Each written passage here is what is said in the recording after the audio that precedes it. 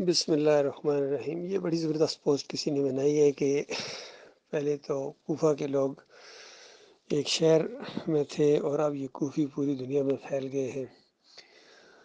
پہلے میں کوفیوں کا تھوڑا تعارف کرا دوں۔ یہ وہ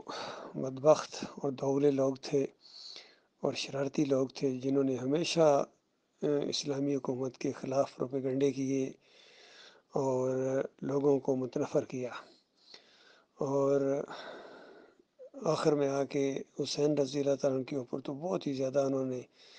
آنچر پھینکے اور دوغلے پن سے ان کا ساتھ دینے کی کوشش کی، خطوط لکھے، دعوت دی، حکومت وقت کے خلاف بغاوت کے لیے ابھارا، اور جب وقت آیا تو بل کا ساتھ نہیں دیا اور تماشا دیکھتے رہے، بلکہ خود اپنے ہاتھوں سے انہوں نے مسلم بن عقیل کو حکومت وقت کے حوالے کر دیا۔ اور اس کے بعد جب ان کی گرفت کی گئی تو بعد میں رونا پیٹنا شروع کر دیا، اور آج دن تک یہ رافضی، یہ عبداللہ بن صبح کی اولاد، یہ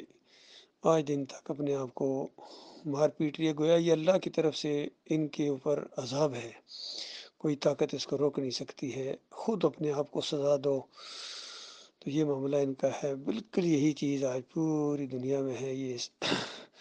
57 یا 58 اسلامی ممالک کہے جاتے ہیں، ان کے اندر وہ ایمان کی روح ہی نہیں رہی ہے، یقین کیجیے، بلکہ یہ کوفیوں سے بھی بدتر ہو گئے ہیں، کیونکہ کوفیوں کے اندر بظاہر شرک نہیں تھا،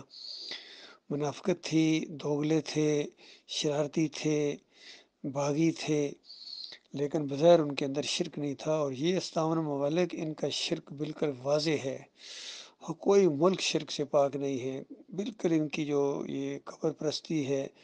مزار پرستی ہے، گنبد پرستی ہے یا وطن پرستی ہے، یہ بت پرستی کی شکل اختیار کر گئی ہے۔ اور آج پوری زمین کے اوپر جو انسانوں کو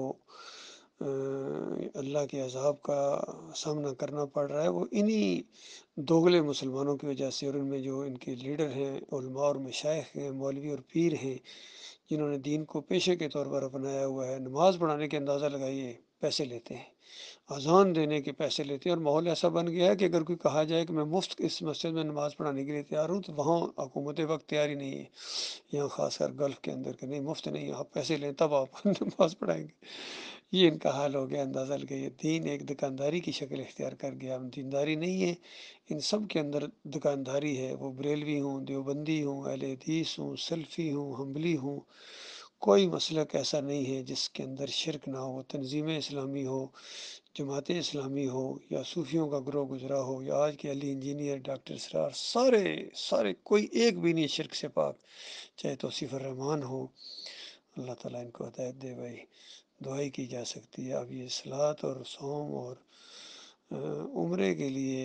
ان کو کیا کیا کہا جائے، یہ تو بس ایمان، اب ان کے اندر ان کو توحید کی دعوت دیجیے، پہلے ایمان